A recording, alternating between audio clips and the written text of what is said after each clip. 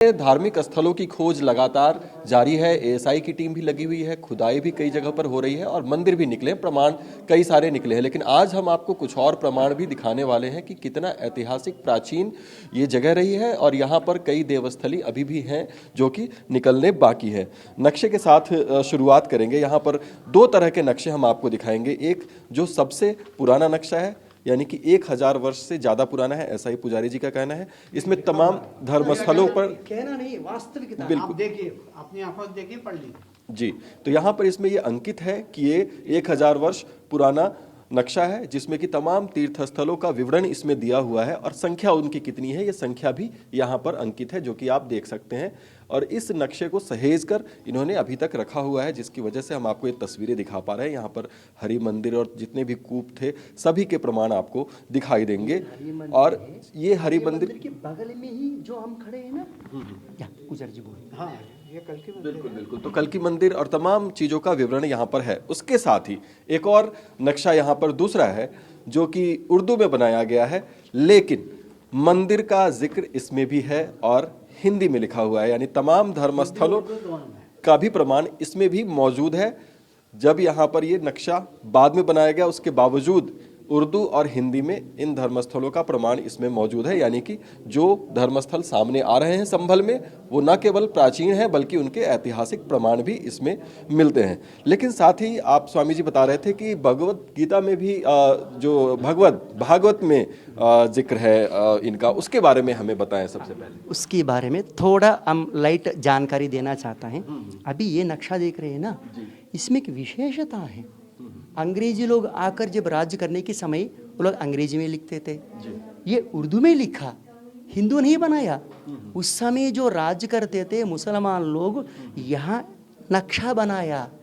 वो लोग प्रमाणीकृत कर रहे हैं कि यहाँ मंदिर हैं, न केवल हिंदू लोग। क्योंकि भविष्य में कोई मुसलमान लोग भी क्लेम कर सकते हैं वक्फ बोर्ड के आधार पर, अरे भैया पूरा ये हमारा है, कर सकते हैं। अभी पार्लियामेंट को नहीं छोड़ रहे हैं, वो लोगों को भी समाधान दे रहे हैं। आपकी पूर्वज लोग ही खुद ही बोल रहे हैं कि पूरा शंबल गांव इस उर्दू में प्रमाणीकृत करके दे दिया कि हिंदू लोगों का है। कि भविष्य में आने वाले समस्याओं के परिष्कार करना चाहिए, यही काम करेंगे ब्राह्मण लोग बैठकर यहाँ।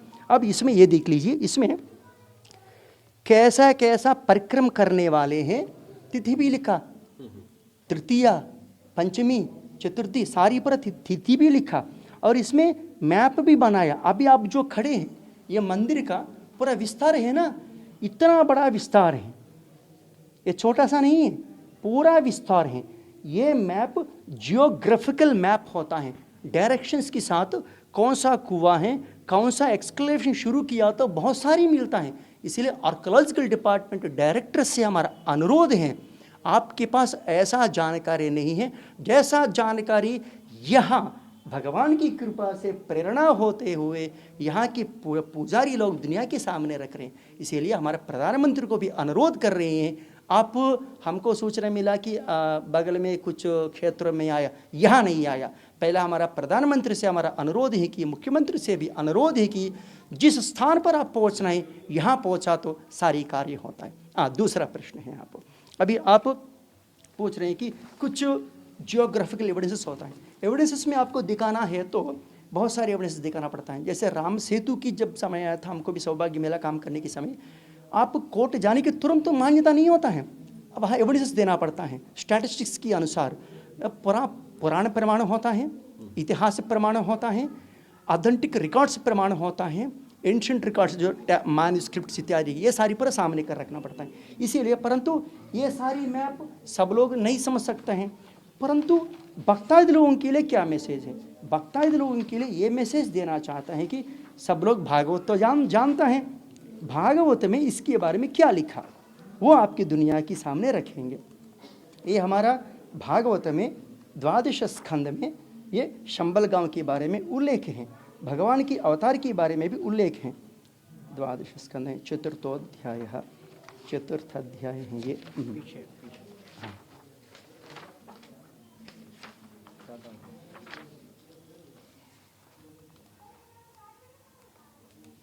क्योंकि सब लोग बोल रहे हैं कि ब्राह्मणों का मतलब केवल बैठेंगे, पढ़ेंगे, यही करेंगे, नहीं, इतिहास को संरक्षण कर रहे हैं।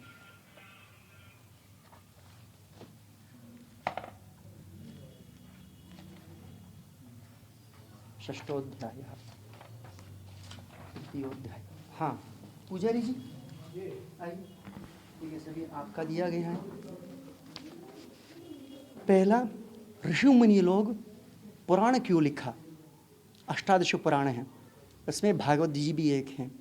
भगवान वेदव्यास ने चारों वेदों को विभाजन करके अष्टादश पुराणों को लिखा। रामायण में भी जियोग्राफिकल उल्लेख है, वाली जानता है, सुग्रीव भी जानता है कहाँ कहाँ जियोग्राफिकल मैप है। ऐसा हमारा भविष्य को बोलने वाले हमारा ग्रंथ है। पूरा दुनिया में ऐसा कोई ग्रंथ नहीं है भविष्य के बारे में बोलने वाले। ये कुरान हो, जो बाइबल हो, जो भी ग्रंथ ले, भविष्य के बारे में नहीं बोलते हैं। परंतु हमारा भविष्य को बोलने वाले भविष्य पुराण है, भागवत जी है। इसी भागवत पुराण में भविष्य में आने वाले शंबल गांव में कल्कि भगवान का प्राकट्य कैसा होता है, कहाँ होता है, किस घर में होता है, उसका नाम क्या है, किन किन चिन्हों की आधारित हो साथ होता है करके निरूपण किया। आपके सामने ये भागवत पुराण। समस्त भारतवासी लोग भागवत पुस्तक को खोलिए। इस भागवत पुस्तक में 12 स्कंद को खोलिए। ये 12 स्कंद हैं, ये 12 स्कंद हैं। आपको श्लोक दिखा रही हैं, पेज संख्या भी दिखा रही हैं। इस 12 श्लोक में क्या लिखा?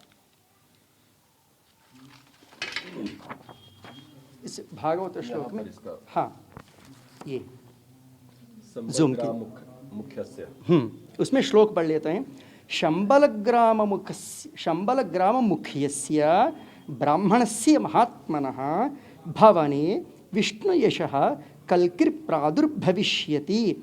अश्वमाशुगमारुह्य देवदत्तं जगत्पतिः असिना साधु दमनमष्टैश्वर्य गुणान्वितः। ये श्लोक है। इसका हिंदी में भी तात्पर्य दिखाएंगे आपको हमें। अभी देखिए हिंदी में ये लिखा कि शंबल ग्राम, स्पष्ट है ना, ये शंबल ग्राम है। इसमें उन दिनों शंबल ग्राम में विष्णु यश नाम के एक श्रेष्ठ ब्राह्मण होंगे। उनका हृदय बड़ा उदार एवं भक्ति युक्त से पूर्ण होगा। उन्हीं की घर, उसका ही घर में, किसका घर में? जो अत्यंत श्रेष्ठ ब्राह्मण हैं, हृदय विशाल हैं, जिसकी मन में भक्ति है, वही बैठता है ना भगवान। वो कहाँ रहता है? इसी शंबल ग्राम में रहता है। वो ब्राह्मण की घर में, उन्हीं की घर कल्कि भगवान, देखिए यहाँ कल्कि भगवान, उसी की घर में ही कल्कि भगवान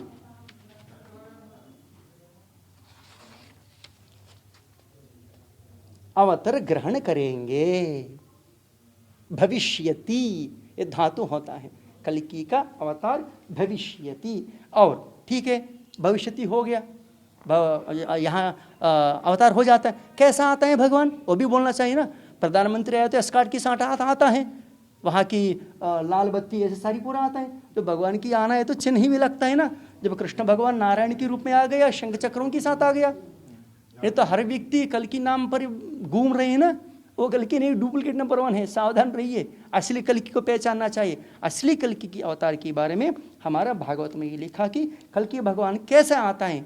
उसमें ये लिखा कि अश्वमाशुगमारुह्य देवदत्तम जगतपति ही। जगतपति माने क्या है? जगत का जो पति है। वो कैसा आ रहे हैं? देवदत्तम नाम की घोड़ा की ऊपर बैठकर। हाँ, देवदत्त के नाम की घोड़ा होता है। देखिए, श्री भगवान ही अष्टादश सिद्धों के और समस्त सद्गुणों के एकमात्र आश्रय हैं। समस्त चराचर जगत के वे ही रक्षक और स्वामी हैं। वे देवदत्त नामक शीघ्रगामी घोड़े पर सवार होकर दुष्टों के तलवार के घाट उतराकर ठीक करेंगे। ऐसे अनेक सारी प्रमाण, आपको केवल भागवत ही रखा था, परंतु हमारे पास और प्रमाण हैं। कल्कि पुराण भी है, इसके लिए कल्कि भगवान के एक पुराण भी है। ऐसे अनेक सारी पुराणों से सिद्ध होता है कि कल्कि भगवान का जो प्राकट्य होने वाले स्थान यही है। शंबल गांव भी यही है। और इतिहास के प्रमाण में बोल रहे हैं आपको भी। वो जो फोटो देख रहे हैं ना, अहिल्याबाई, कुछ लोगों की ये कहना है कि आजकल टीवी सीरियल यूट्यूब देखते हैं ना, ग्राफिक्स बनाकर बोल देते हैं कि शंबल गांव हिमालय में है जी। अभी नहीं है, अभी नहीं दिख रही, ऐसा ग्राफिक्स बना देते हैं। कुछ लोग बिहार में बोल देते हैं। उसके लिए हमारा समाधान है कि देखिए ये कार्य है ना, अहल्याबाई के समय पर ही चर्चा होकर रिसर्च करके डिस्कवरी करके निरूपण करके ये क्षेत्र को ही माना गया। यदि मान लीजिए उस समय मुसलमान लोग आकर पूरा तोड़ दिया, पूरा ध्वस्त कर दिया ना, तब अहल्याबाई को ब्राह्मण लोग वहाँ मार्गदर्शन किया। जब बात किया तो क्या करना है हमें, तब वो लोग पुरातन मंदिरों को जीर्णोद्धार कीजिए करके, तब अहल्याबाई जी ने कौन सा मंदिर जीर्णोद्धार किया, विश्वनाथ भगवान का मंदिर, ऐसा अनेक सारे मंदिर जीर्णोद्धार करने के समय ये भी इस प्रस्ताव में आया कि हाँ सोमनाथ का मंदिर, तब ये प्रस्ताव आया कल्की भगवान का भी मंदिर है, उसका भी शंबल गांव है। ये भी टूट गया था। तब यहाँ आकर ढूंढने की बाद ये मिला कि ये शंबल गांव है, कल्की भगवान का प्राकट्य यहाँ होने वाले हैं। इसीलिए इंदौर का जो राजा लोगों की जो मुद्र होता है, चिन्ह होता है ना, ये मंदिर के सामने भी दीवार में है, देखिए आप। इसकी मतलब अभी का नहीं, अभी चर्चा करने की भी जरूरत नहीं है, ऑलरेडी उस समय से ही चर्चा करके रख दिया कि कल्की भगवान का प्राकट्य स्थल ये शंबल गांव ही है। इतिहास प्रमाण दे दिया आपको, आर्कियोलॉजिकल आपको जियोग्राफिकल प्रमाण दिया, इंटरनली आपको पुराण प्रमाण दिया, आपको इतिहास प्रमाण दिया, न केवल हमारी पक्ष, मुसलमान लोगों के पक्ष को भी प्रमाण दे दिया। वो लोग उर्दू में लिखकर भी प्रामाणिक कर दिया कि ये हरि का मंदिर है, ये कल्की का मंदिर है, इतना कुआं है, और कितना प्रमाण चाहिए। इसीलिए अभी कर्तव्य है कि सरकार का ये इतिहास, कुछ लोग बोलते हैं कि ब्राह्मण लोग क्या करते हैं, मंदिर में बैठकर दक्षिणा लेते हैं, चंदा लेते हैं, ऐसे ये नहीं है। यदि ये इतिहास को ये ब्राह्मण लोग रक्षा नहीं किया तो दुनिया को मिलता है क्या। यही ब्राह्मण के घर में ही भगवान का प्राकट्य होने वाले हैं भविष्यत काल में। इसीलिए हमारा सनातन धर्म में अभी ब्राह्मण की संख्या कितना बचा, केवल 4% बचा। इसीलिए पुराणों को रक्षा करना है तो ये होना चाहिए। इसीलिए हमारा धर्म संस्कृति को ये सुख सौभाग्य सब, सुख शांति सब छोड़कर केवल मंदिर का ही डेडिकेशन हो जाता है। इसीलिए हम भारत सरकार से अनुरोध कर रहे हैं, हम उत्तर प्रदेश योगी आदित्यनाथ को भी अनुरोध कर रहे हैं, आर्कियोलॉजिकल डायरेक्टर को भी अनुरोध कर रहे हैं, पहला ये संपूर्ण शंबल गांव को जीर्णोद्धार करने के पहले आप यहाँ आइए, भगवान का दर्शन कीजिए, अनुग्रह प्राप्त कीजिए। ये तो दूर की बात नहीं है, पहले पुजारी से मिलिए, इसके मार्गदर्शन में अत्यंत कार्य कीजिए। ये ऐतिहासिक कार्य कराने के लिए ही साक्षात हनुमत जन्मभूमि से हनुमान जी अपने प्रभु की दरबार के साथ अंदर विराजमान हो गया। यही ऐतिहासिक बात है।